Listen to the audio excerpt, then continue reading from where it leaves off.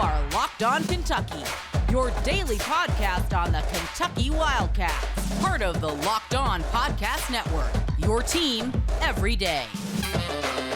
All right, what is going on, Big Blue Nation? Welcome on in to Locked On Kentucky, your daily Kentucky Wildcats podcast. I'm your host, Lance Dawe, writer for Sports Illustrated for various SEC-related things. But on this podcast, we take a dive into all things Kentucky athletics. On today's episode of Locked On Kentucky, we're going to be talking about it. Hunter Dickinson has officially committed to Kansas. We're going to talk about what this means for Kentucky's roster, what it means for their center position, what we should be expecting out of Kentucky moving forward. We're also going to tackle Lance Ware entering the transfer portal. I really think these two moves today are going to help clarify some things for us here as fans, and it clarifies some things again as to what we should expect from the returnees and the transfer portal and whatnot moving forward for Kentucky. Thank you so much for making Locked On Kentucky your first listen every single day. Want to remind everybody out there that we are free and available on all platforms. If you're on YouTube, subscribe to the show. We are getting closer to 5,000 subs, where we want to be before the end of the summer. Let's keep it pushing. Really appreciate everybody that subscribed so far. And if you're listening on podcast, follow and download the episodes. You're not going to want to miss a single day here as we get deeper into the summer. Got a lot of fun content coming for you guys, and I hope that the content that you've been listening to recently has been entertaining as well. So let's go ahead and get into it. Hunter Dickinson has officially committed to Kansas. I want to start things off here by identifying two things. I'm not attacking, what I'm about to say is not attacking Hunter Dickinson's character, but we're going to tackle some issues and give my opinion relatives to some other prospects.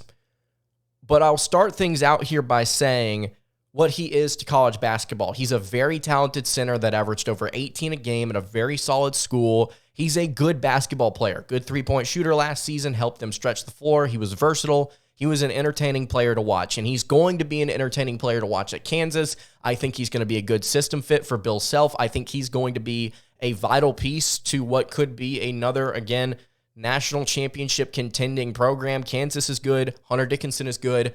It's a good fit. I'm not mad at it. But what I want to say here, and this is kind of the theme of today's show for me, and we'll talk about this with Lance Ware a little bit and more about the center position. Hunter Dickinson is not the leader I think Kentucky wanted on this year's team. And I'm not saying this because he committed to Kansas. After witnessing the Round Ball podcast and the shenanigans that happened with Hunter Dickinson playing back and forth as to where he was going to commit, which you can say was marketing, you can say was him genuinely trying to figure it out, at least he said as much. It doesn't really matter to me based on my personal opinions about how it was handled. But in my opinion, compared to a player like Oscar Tshiebwe, who could be returning for Kentucky, Dickinson was not the player that Kentucky wanted to come in as the veteran of the group. Again, I don't think he's a bad kid. I think he's a very talented player that I think Kansas is going to help get closer to the NBA. I assume that's where he wants to be. Watch that podcast. Watch what they're about, the people that he's surrounded himself with, and watch his demeanor, watch the way that he presents himself to the audience. I think that he is clearly an experienced player. I think that he's clearly understands what he's doing. I think he's handled this process for the most part very well. But you look at the people that he's with, and it just makes you wonder, how is he going to influence a group of 18-year-old five-star freshmen? We don't have to get into the details of what we could assume about different personalities. We'll stick here with what we know about the player that Kentucky was recruiting, Hunter Dickinson. I don't think he's a bad kid. Again, I think that he is a veteran leader, but he's not the leader I think that Kentucky would have wanted compared to Oscar Tshiebwe. I want to reiterate that. He's not, this is not an attack on his character, and again, I'm not saying this because he committed to another school. I think Oscar Tshiebwe, because of the experience with this program and the experience with some of the players that could be coming back / are already on roster, I think that he is a fit in terms of culture and leadership. This is not a revelation. This is not a new take. This is not something that I've been spinning now that Hunter Dickinson is committed elsewhere. This is something that I was talking about pros and cons wise whenever Hunter Dickinson was first starting being thrown around after he entered the transfer portal. I said that Hunter Dickinson may be a talented player, but I never said that he was a better system fit than Oscar Tshiebwe. In fact, I said that I don't think either of them, if you plugged either of them into next year's team, their results would be comparable. I think that what they would do, their impact would be comparable in terms of what they both do very well. I think at the end of the day, it would even out and they'd both have the same amount of impact. I also said that I didn't think that Hunter Dickinson, along with several other people, was a perfect scheme fit for what Cal wants to do. And now I'm coming back to, not only is he not the perfect scheme fit, again, very talented player, but he's not, I think, the culture fit that Kentucky wants in their locker room to pair with what is coming. They need somebody that can lead these kids. They need essentially an extra coach. They need a 4th or 5th year guy like Tshiebwe that knows what he's doing, that understands the program, that understands how things work, and it can be somebody else to kind of guide these players along. That's what Kentucky, I think, is probably still looking for. As of right now, I think that Oscar Tshiebwe is, based on this, is coming back to Kentucky. That's my assumption. And while I've sat here and said, I don't know if coming back to Kentucky is the best decision for him or for the program as a whole, I think that it is not a bad option. I think that it is a good thing overall to bring back a leader and a talented one at that. He's very good at what he does. And we, as a Kentucky program, if the goal is to focus here on what this team does, and obviously Tshiebwe has said as much, the goal is to win titles and to win games and to go out there and compete and fight hard. If that's the mentality, I don't think any of us need to be, if he does return, concerned about his draft stock for the next go-around, for the 2024 NBA draft. I think we need to be focused on, okay, what does he do for this team instead of, well, he's not this, that, and the other for an NBA franchise. At this moment, again, props to Hunter Dickinson for marketing himself well, for getting his YouTube channel up, for kind of advertising things in a way, hyping himself up on social media. I thought that it was tactical. I thought that it was solid. I did not like some of the ways that he presented himself through the organization that he has affiliated himself with. That is essentially what I'm saying here today. And at the end of the day, compared to a player like Oscar Tshiebwe, is he a better leader? The answer, I think, is no, and an unbiased person would probably agree. And if you have a different opinion on that, if you're watching this as a Michigan fan or a Kansas fan, and you've come here to rub it in my face or rub it in our faces that you got Hunter Dickinson, I'm not saying he's a bad player, and I actually do think he's going to play very well for you, and I'm eager to see how he looks on that Kansas team. But for the Kentucky fans out there that may be upset over this, and I'm not going to lie to you, I don't think there's a ton. This is not the end of the world because of what we could be returning / getting in the transfer portal. Speaking of the transfer portal, Lance Ware has officially entered, and I want to talk about that. I want to talk about what this means for Kentucky's center position because I do think it really does help clear some things up. Before we get to that, though, I want to tell you guys about our friends over at Built Bar. If you're looking for a snack or maybe a replacement for your candy bars, but you don't want all of the sugar and calories, then you have got to try Built. If you're like me, you want to make some healthier snack choices, you don't want to compromise on taste, though at the same time, Built is absolutely perfect for you. Not only are they really, really good for you, but they taste amazing. They have a lot of great flavors like churro, peanut butter brownie, cookies and cream, salted caramel. You've also got different coconut flavors as well. There are a ton of specialty flavors for these Built Bars. You can check it out over at Built.com. You may ask, what makes them healthy for you? Well, they're covered in 100% real chocolate, and they taste phenomenal because of that. But I think it's the macros that you have to be looking at here. 130 calories, only 4 grams of sugar, 17 grams of protein in these things. Again, I think they're great replacements for your candy bars. I think they're great for whenever you want to kind of get a snack on the go before or after you exercise. I think these things are perfect, and you can get them at Built.com, but now you don't need to wait around to get a box. So we've been talking for, goodness, it has to be over a year here on Locked On Kentucky about Built Bars and how great they are, and you can get them at Built.com, as we've continued to mention, but now you can get them at Walmart or Sam's Club. If you go to Walmart, you can get a 4-bar box. If you go to Sam's Club, you can get a 13-bar box as well. Very good stuff. I am a huge fan of it. I've got relatives and friends that are huge fans of it. I was actually the other day, I think I said this on a recent episode, and it caught me by surprise again recently.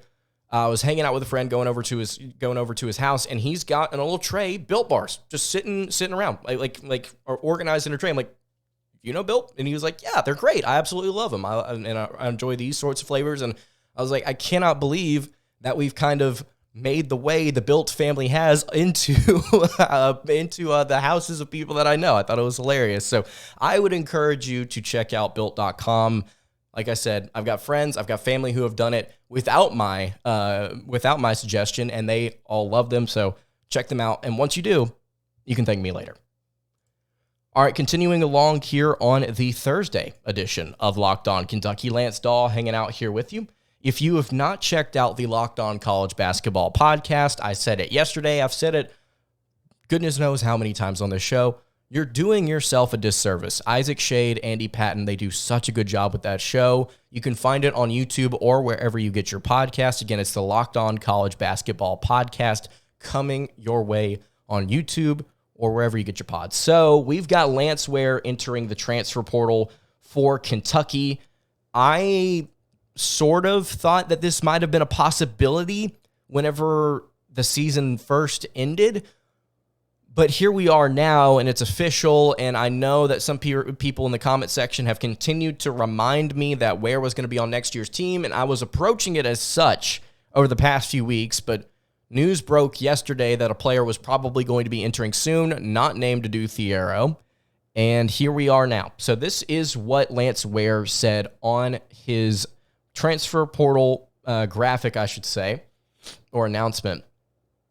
He said, my time at Kentucky has been a journey that has shaped me not only as a basketball player, but as a man. I've really been through it all. COVID, the loss of my brother Terrence Clark, amazing charity work, big wins, electric atmospheres in Rupp Arena, and during every step, Big Blue Nation has been behind me. Your support has easily been the best part of the journey. However, with every journey, there comes a time where we need to make an important decision on which direction to turn towards next. That time is now for me.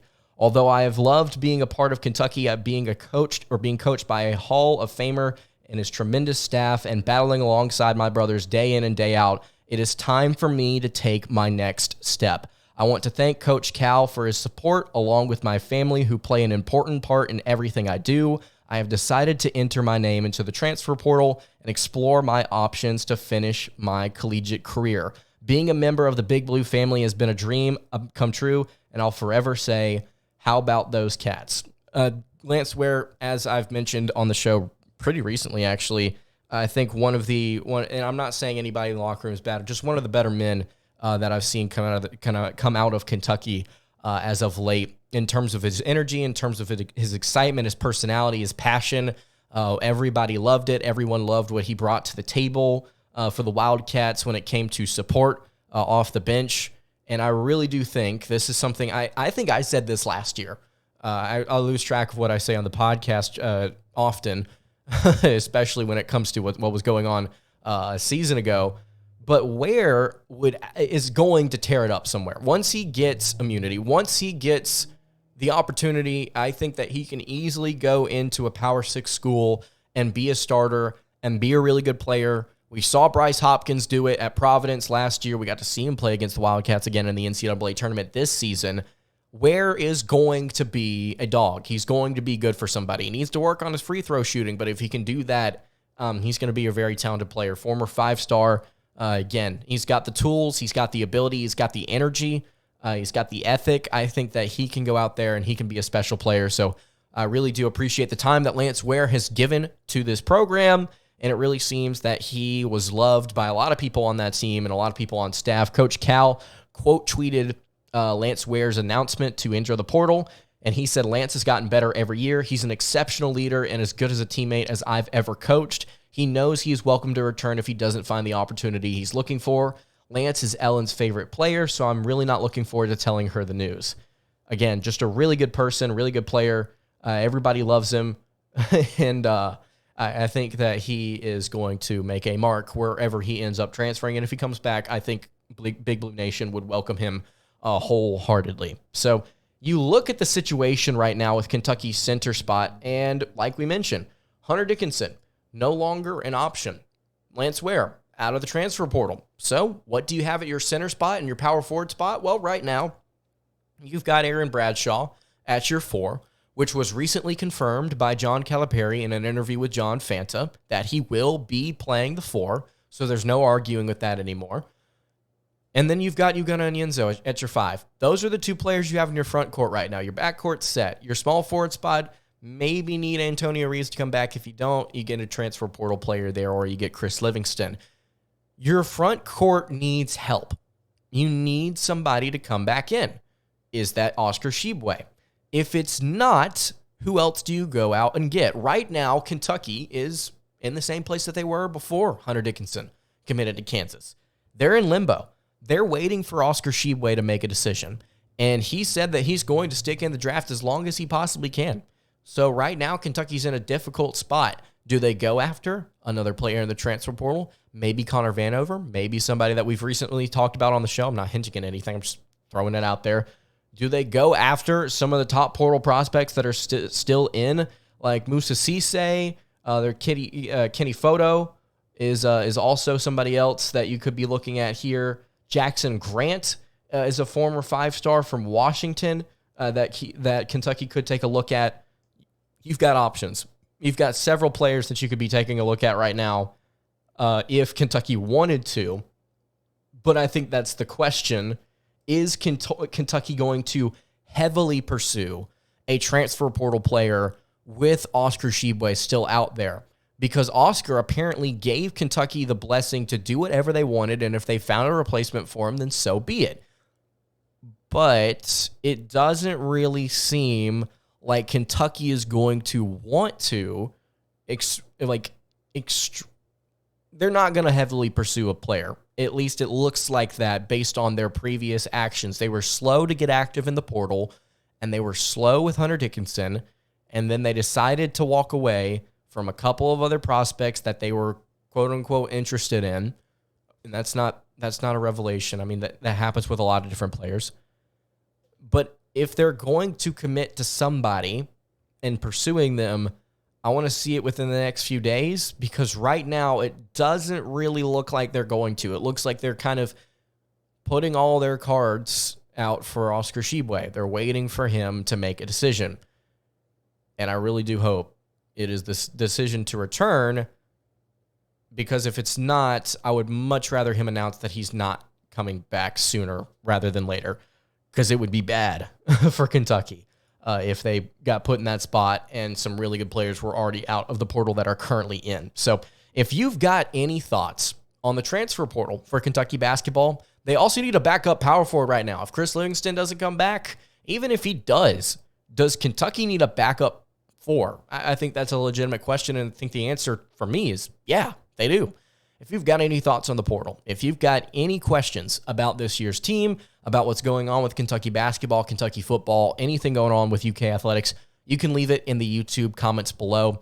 That's going to do it for today's episode of Locked On Kentucky. You can follow the show on Twitter at Locked On UK. You can follow me on Twitter at LanceDawe_, and you can follow the show over on Instagram at Kentucky Podcast. Any questions, comments, concerns, again, leave them in the comments. Hit me on the socials. I will see you all tomorrow for another episode of Locked On Kentucky. Hope you guys have a great rest of your day, and God bless.